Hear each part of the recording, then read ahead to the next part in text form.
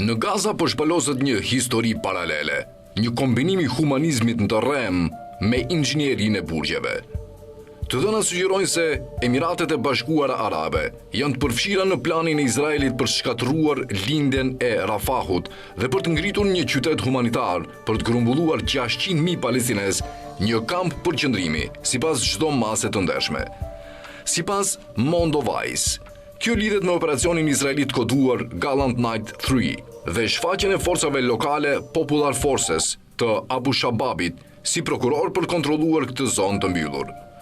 Për të shërbyer këtë burg patela, Emiratet kanë ndërtuar 6 impiante të ujkërpëzimit në Al Arish të Egjiptit, me kapacitet për të furnizuar mbi 600.000 njerëz, të njëjtin numër që përmendet nga zyrtarët izraelit dhe mediat aleate. Media shtetërore e Emirateve e paraqet këtë si bamirësi. Në kontekst, duket si infrastrukturë për burg masiv, dhe Abu Dhabi nuk qëndroi pasiv ndërsa Izraeli zhvillonte ofensivën gjenocidale, ai ndihmoi në mbajtjen gjallë të artereve të Izraelit. Në detin e Kuq të kontestuar, Izraeli kaloi në transport toksor nga India përmes Emirateve të Bashkuara Arabe për të anashkaluar sulmet e Huthive në Yemen.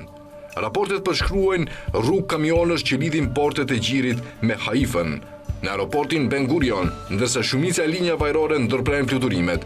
Kompanitë e Emirateve vazhduan të fluturojnë duke shërbyer si një lifeline për udhëtimin izraelit gjatë luftës.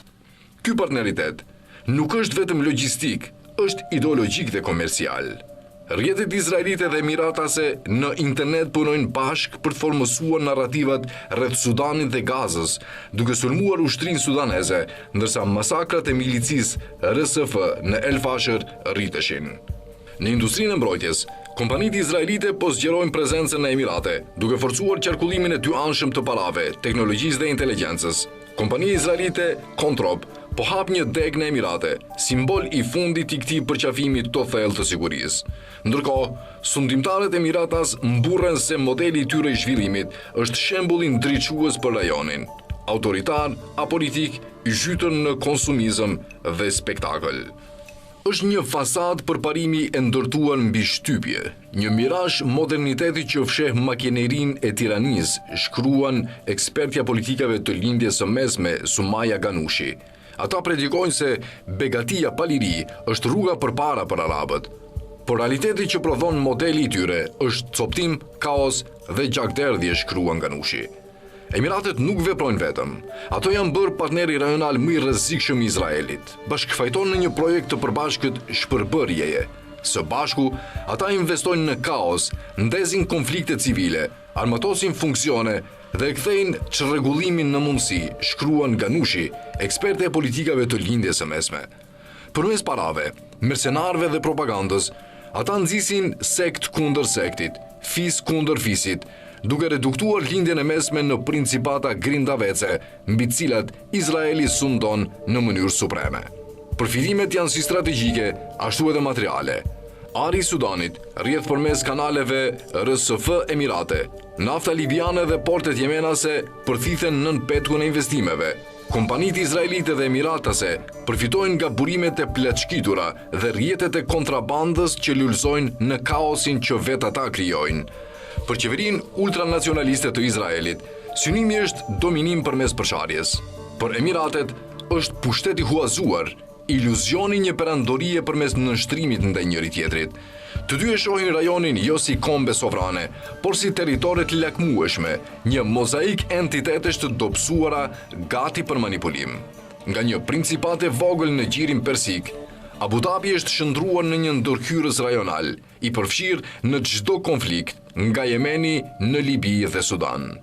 Ironia është se e imagjinon veten si fuqi të madhe, e dehur nga pasuria, e trimëruar nga aleanca me Izraelin dhe e bindur se eksportimi i krizave do ta mbrojë nga ndryshimi. Por gjeografia dhe historia nuk ofrojnë asnjë mbrojtje të tillë. Emiratet mbeten një shtet i vogël që luan perandorin, duke ndezur luftra përtej mundësive të veta dhe duke ftuar pasoja që nuk mund t'i kontrollojë, shkruan Ganushi. Që nga pranvera arabe, Emiratet, në udhëheqjen e Mohammed bin Zayed, kanë zhvilluar një kryqëzat kundër revolucionare në botën arabe. Ato kanë financuar grusht shtete, kanë armatosur milici dhe kanë ndezur luftra përfaqësuese për të ndalur ndryshimin demokratik dhe për të ruajtur rendin autoritar rajonal. Politika e tyre e jashtme është shndruar në sabotim parandalues, duke siguruar që asnjë revolucion të mos ketë sukses, asnjë demokraci të mos mbjetoj dhe asnjë liri të mos zërë rënjë që mund të kërcënojë monarkitë e gjirit. Në Egjipt, financuan grushtin e shtetit që solli në pushtet presidentin Abdel Fattah el-Sisi dhe riktheu sundimin ushtarak. Në Tunizi, përqafuan grushtin ndaj pushtetit të Kais Saied në vitin 2021, duke mbytur demokracinë e fundit të mbijetuar të botës arabe. Dhe në Libi, shkuan edhe mëtej, duke shkelur vazhdimisht ligjin ndërkombëtar për të instaluar një autokrat të ri. Një raport i OKB-s dokumentoi shkeljet e përsëritura të Emirateve ndaj embargos së armëve në Libi. Helikopter sulmues, dron dhe sisteme raketore të furnizuara fshehurazi për ushtrinë e Khalifa Haftarit, duke përshkallëzuar luftën dhe duke mundësuar atij të pushtonte territore strategjike. Modeli tashmë është i pamohueshëm. The Wall Street Journal ka dokumentuar se si rrjetet e furnizimit me armë të Emirateve të Bashkuara Arabe kanë forcuar një milici sudaneze të akuzuar për gjenocid, një pasqyrë skemës libiane. Dhe rezultati është ky. Emiratet po mundsojnë një gjenocid të ri, jo në Gaza, por në Sudan.